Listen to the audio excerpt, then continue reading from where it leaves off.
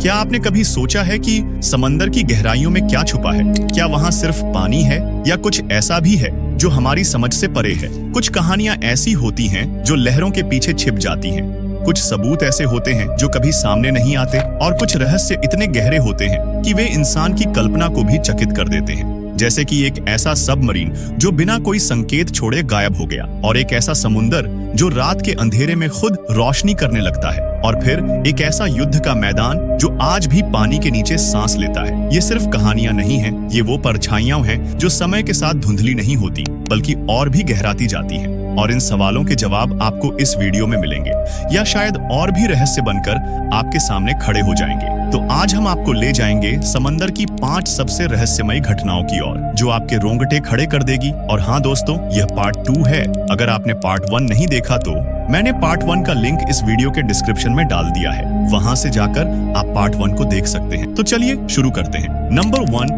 INS डकार। यह कहानी है INS डकार की, एक इजरायली पनडुब्बी की जो अचानक गायब हो गई थी और फिर 3 दशकों तक उसका कोई सुराग नहीं मिला। और मैं आपको बता दूं कि पनडुब्बी का मतलब पानी के अंदर तैरने वाला सबमरीन होता है। यह बात है साल 1968 की, जब इजरायली नौसेना ने यूनाइटेड किंगडम से एक पुरानी ब्रिटिश पनडुब्बी खरीदी थी, HMS टोटम। इसे अपग्रेड किया गया, मॉडर्न इलेक्ट्रॉनिक्स लगाए गए और इसका नाम रखा गया INS डकार। इसे इजराइल लाया जाना था ताकि वो मेडिटेरेनियन सी में अपनी नई तैनाती पा सके। फिर 25 जनवरी 1968 को INS डकार ने इंग्लैंड के डेवोनपोर्ट बंदरगाह से अपनी अंतिम यात्रा शुरू की। पनडुब्बी में कुल 69 क्रू मेंबर सवार थे। सफर का पहला हिस्सा सामान्य रहा, रेडियो संचार भी समय पर मिलते रहे। यह जहाज समय से आगे चल रही थी, सब कुछ ठीक लग रहा था, लेकिन फिर अचानक सब कुछ बंद हो गया। 26 जनवरी की रात के बाद INS डकार से कोई भी संदेश नहीं आया। रेडियो मौन हो गया, कोई संकेत नहीं, कोई SOS कॉल नहीं, जैसे पनडुब्बी और उसमें सवार सभी लोग अचानक समंदर की गहराई में समा गए हों। इजराइल, यूनाइटेड किंगडम, अमेरिका और यहाँ तक कि तुर्की की नौसेनाएं भी खोजबीन में लग गईं। लेकिन सैकड़ों किलोमीटर के इलाके को खंगालने के बाद भी कोई सुराग नहीं मिला। डकार की आखिरी लोकेशन साइप्रस और क्रीट के बीच अनुमानित थी, मगर वहां भी कुछ नहीं था तो सिर्फ सन्नाटा। इस घटना ने पूरे इजराइल को हिला दिया। देश में शोक की लहर दौड़ गई। पनडुब्बी को आधिकारिक तौर पर लापता और क्रू को मृत घोषित कर दिया गया, लेकिन फिर भी सालों तक खोजबीन चलती रही। डकार अब एक रहस्य बन चुकी थी, एक ऐसा सवाल जिसका जवाब किसी के पास नहीं था। समय बीतता गया। साल 1999 में, यानी करीब 31 साल बाद, जब अचानक समुद्र की गहराई से एक संकेत मिला।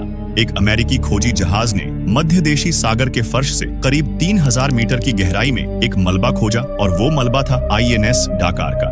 पनडुब्बी 2 हिस्सों में टूटी हुई थी, लेकिन चमत्कारी रूप से उसके कई हिस्से अब भी पहचान योग्य थे। सबसे चौंकाने वाली बात यह थी कि उसकी स्थिति और अंतिम स्थान उसकी अनुमानित रूट से 100 किलोमीटर दूर था। तो सवाल उठता है कि क्या INS डकार किसी हादसे का शिकार हुई थी, या क्या उसके साथ कुछ और ही हुआ था? कुछ थ्योरीज कहती हैं कि पनडुब्बी जरूरत से ज्यादा गहराई में चली गई थी, जिससे वो दबाव में फट गई। और फिर कुछ असाधारण थ्योरीज भी थीं, जैसे कि किसी दुश्मन द्वारा हमला या किसी रहस्यमयी शक्ति द्वारा उसका निगल लिया जाना। लेकिन सच्चाई आज तक साफ नहीं हो पाई। डकार का मलबा मिलने के बाद इजराइल सरकार ने उसके एक टावर हिस्से को निकालकर वापस लाया, और माउंट हेर्जल मिलिट्री सेमेट्री में एक स्मारक बनाया गया, एक ऐसी जगह जहां लोग अब भी आकर उन 69 नौसेना वीरों को याद करते हैं जो कभी लौटे नहीं। INS डकार की कहानी हमें याद दिलाती है कि समंदर के भीतर एक दूसरी दुनिया है, ऐसी दुनिया जो हर रहस्य का जवाब नहीं देती, पर कभी कभी वहाँ जो खो जाता है वो सिर्फ समय ही नहीं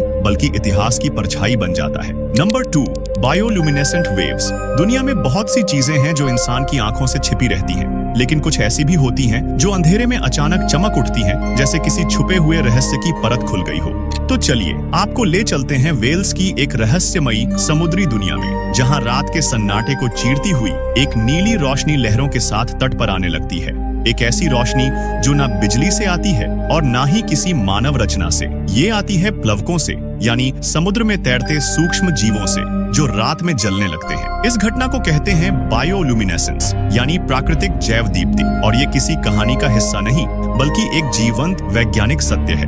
वेल्स के एंगलसी द्वीप के तट पर कुछ लोग रात में समुद्र किनारे घूम रहे थे। जब उन्होंने देखा कि हर लहर जो किनारे से टकराती है एक नीली चमक छोड़ती है। पहले तो लगा जैसे किसी जहाज की रोशनी हो या कोई कैमरा ट्रिक हो सकती है, लेकिन जब पैरों के नीचे रेत पर भी वह नीली चमक दिखाई दी तो सब हैरान रह गए। दरअसल ये एक विशेष प्रकार के समुद्री प्लवक होते हैं जिन्हें डिनोफ्लैजेलेट्स कहा जाता है। इनमें से एक प्रजाति है नॉक्टिलुका स्किंटिलेंस, जिसे आम भाषा में सी स्पार्कल भी कहा जाता है। ये सूक्ष्म जीव तब रोशनी छोड़ते हैं जब उन्हें कोई हलचल या खतरा महसूस होता है, जैसे कि कोई लहर, आदमी का पैर या मछली की हलचल होती है तो ये रोशनी बहुत ही हल्की नीली या फिर नीली सफेद रंग की होती है और कुछ सेकंड्स के लिए चमक कर गायब हो जाती है। लेकिन ऐसा हर साल नहीं होता। बायोल्यूमिनेसेंस दिखने के लिए सही तापमान, समुद्री लवणता और प्लवकों की संख्या का सही मेल जरूरी होता है, और इसलिए जब ये होता है तो इसे देख पाना किसी सौभाग्य से कम नहीं। लेकिन जो बात इस घटना को और रहस्यमयी बनाती है वो है लोगों का अनुभव, क्योंकि कुछ स्थानीय निवासियों का कहना है कि उन्होंने लहरों के बीच एक पल के लिए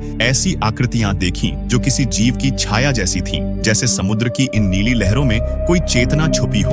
कुछ वैज्ञानिकों का मानना है कि भविष्य में जलवायु परिवर्तन के कारण ये घटनाएं और अधिक सामान्य हो सकती हैं। लेकिन सवाल ये है कि क्या हम इन चमकदार लहरों को सिर्फ एक वैज्ञानिक घटना के रूप में देखेंगे, या फिर क्या इनके भीतर छुपे उस सौंदर्य और रहस्य को भी महसूस कर पाएंगे जो प्रकृति ने इतनी चुपचाप हमारे सामने रखा है। आज भी एंगलसी के समुद्री तटों पर बायोल्यूमिनेसेंट प्लैंकटन की चमकती लहरों की घटना होती है। एंगलसी की इस रहस्यमयी रात ने एक बात तो साफ कर दी कि धरती पर आज भी ऐसे चमत्कार मौजूद हैं जो विज्ञान से परे नहीं लेकिन हमारी कल्पना से बहुत आगे हैं। नंबर 3, चूक लगून। समंदर की गहराइयों में जाकर कोई आवाज नहीं पहुंचती।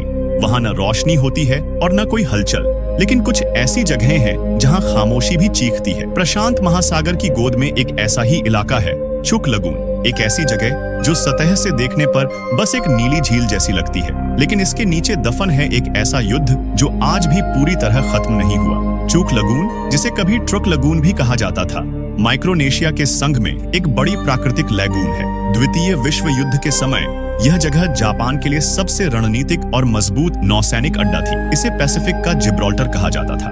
यह जगह इतनी मजबूत मानी जाती थी कि अलाइड फोर्सेस भी इसे सीधे चुनौती नहीं दे पाई, जब तक कि 17 फरवरी 1944 नहीं आया। ऑपरेशन हेलस्टोन, एक ऐसा सैन्य अभियान जिसने इस पूरी झील को कुछ घंटों में कब्रिस्तान में बदल दिया था। 2 दिनों तक अमेरिकी नौसेना और वायुसेना ने इस बेस पर तबाही मचाई। भारी बमबारी, सटीक हमले और बिना किसी चेतावनी के शुरू हुई ये कार्रवाई जापान के लिए विनाशकारी सिद्ध हुई। करीब 60 से अधिक जहाज और 275 से ज्यादा विमान या तो डूब गए या पूरी तरह नष्ट हो गए। हजारों सैनिक इसी लैगून की गहराइयों में हमेशा के लिए खो गए। चूक लगून के नीचे जो बचा वो केवल जंग लगे जहाज या टूटे फूटे प्लेन नहीं थे, बल्कि एक ऐसा मूक इतिहास है जो आज भी उस नीले सन्नाटे में बोलता है। आज अगर आप वहां गोताखोरी करें तो आपको वहां दिखाई देंगे युद्ध पोतों के जले हुए ढांचे, विमान जिनकी खिड़कियों पर समुद्री घोंघे चिपके हैं, राइफलें जो अब मछलियों का बसेरा बन चुकी हैं, और कभी-कभी इंसानी हड्डियां जो आज भी वहीं समंदर की रेत में दबी हैं। ऐसा लगता है जैसे वक्त वहां थम गया हो। एक गोताखोर ने बताया कि जब वह एक डूबे जहाज के भीतर गया तो वहां एक सीट पर रखी हुई हेलमेट और बगल में जंग खाया हुआ नक्शा मिला, जैसे किसी सैनिक ने अभी-अभी उठकर वहां से बाहर कदम रखा हो। कुछ डाइवर्स ने यह भी महसूस किया कि जैसे वहां कोई मौजूदगी है, कुछ ऐसा जो दिखाई नहीं देता लेकिन महसूस होता है। चूक लगून आज दुनिया की सबसे प्रसिद्ध wreck डाइविंग साइट्स में से एक है, लेकिन यह सिर्फ एडवेंचर नहीं है, यह एक यात्रा है उन साए में जो कभी सैनिक थे, जो कभी जंग लड़ रहे थे और अब शांति की तलाश में समंदर में सो रहे हैं। यह जगह एक साथ भयावह और सुंदर दोनों है। पानी के नीचे उगे कोरल्स और रंगीन मछलियों के बीच वहां के बिखरे हुए अवशेष हमें यह सिखाते हैं कि इंसानी ताकत और घमंड का अंजाम क्या होता है। हम मशीनें बना सकते हैं, सेना खड़ी कर सकते हैं, लेकिन प्रकृति और समय के आगे सब कुछ धीरे धीरे रेत बन जाता है।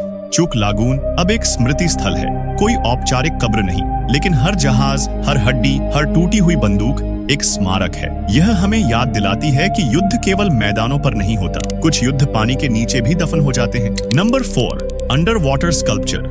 हम इंसानों ने अपनी सभ्यता के निशान धरती पर तो बहुत छोड़े हैं, लेकिन कुछ कलाकार ऐसे भी हैं जिन्होंने अपनी कला को पानी के नीचे अमर कर दिया। तो चलिए आपको ले चलते हैं एक ऐसी ही रहस्यमयी यात्रा पर जहां इंसानी आकृतियां पत्थर बनकर समुद्र के भीतर खड़ी है। कोई किताब पढ़ रहा है, कोई घुटनों पर बैठा है, तो कोई एक गोल घेरे में है।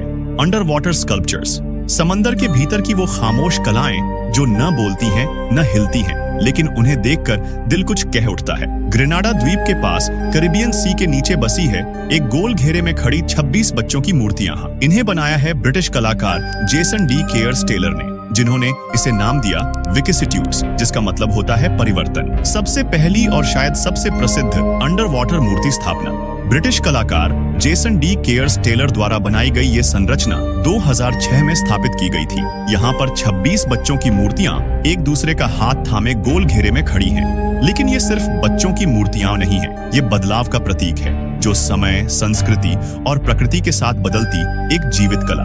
धीरे धीरे इन मूर्तियों पर कोरल उगने लगे। समुद्री शैवालों ने इन्हें अपनी बाहों में समेट लिया और अब ये मूर्तियां सिर्फ इंसानी आकृतियां नहीं रही, बल्कि जीवित समुद्री पारिस्थितिकी तंत्र का हिस्सा बन चुकी है। दुनिया का सबसे बड़ा अंडर वाटर म्यूजियम, यहाँ 500 से भी अधिक मूर्तियां समंदर के भीतर गहराई में खड़ी हैं। कुछ मूर्तियां इंसानों को सोचते हुए दिखाती हैं, कुछ जीवन की दौड़ में तो कुछ खामोश है। ये मूर्तियां हमें सवाल करने पर मजबूर करती हैं कि क्या कला सिर्फ दीवारों और फ्रेम में होनी चाहिए, या फिर वो भी बदल सकती है। यहाँ की हर मूर्ति अपने आप में एक कहानी है। पानी में बहती सांस, मूर्त चुप्पी और डूबते हुए विचार। ओशन एटलस ये दुनिया की सबसे विशाल अंडर वाटर की मूर्ति है। ये लगभग 16 फीट ऊंची है, जो पूरे समुद्र का भार अपने कंधों पर उठाए खड़ी है, ऐसा लगता है। इसे भी जेसन डी केयर्स टेलर ने बनाया था। ओशन एटलस न सिर्फ कला का प्रतीक है, बल्कि संदेश का माध्यम भी है। हम इंसानों ने जो भार इस धरती और समुद्र पर डाला है, वो आने वाली पीढ़ियों को उठाना पड़ेगा। ये मूर्ति एक चेतावनी है कि अगर आज हम नहीं संभले तो प्रकृति का संतुलन टूट जाएगा। जब हम पानी के भीतर इन मूर्तियों को देखते हैं तो एक सवाल बार बार उठता है कि क्या ये केवल कला है या फिर इंसानी चेतना की परछाई। समंदर की गहराई में खड़ी ये आकृतियां धीरे धीरे समुद्र का हिस्सा बन जाती हैं। कोई उन पर कोरल बनता है तो कोई मछली वहां अपना घर बनाती है। वो मूर्तियां बदलती हैं और यही परिवर्तन उन्हें जीवित बनाता है। इन मूर्तियों को देखना किसी पुराने खंडहर में झांकने जैसा नहीं, बल्कि किसी दूसरी दुनिया को जीते हुए देखने जैसा है।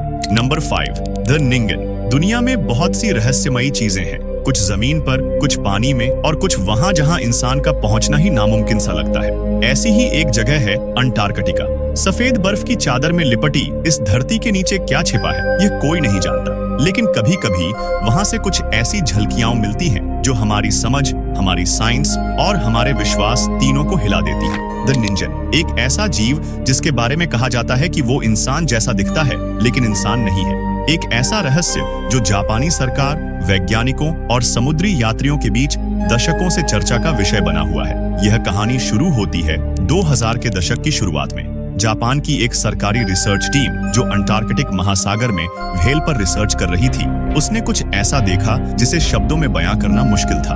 बर्फीले पानी की सतह पर एक विशाल सफेद आकृति तैर रही थी।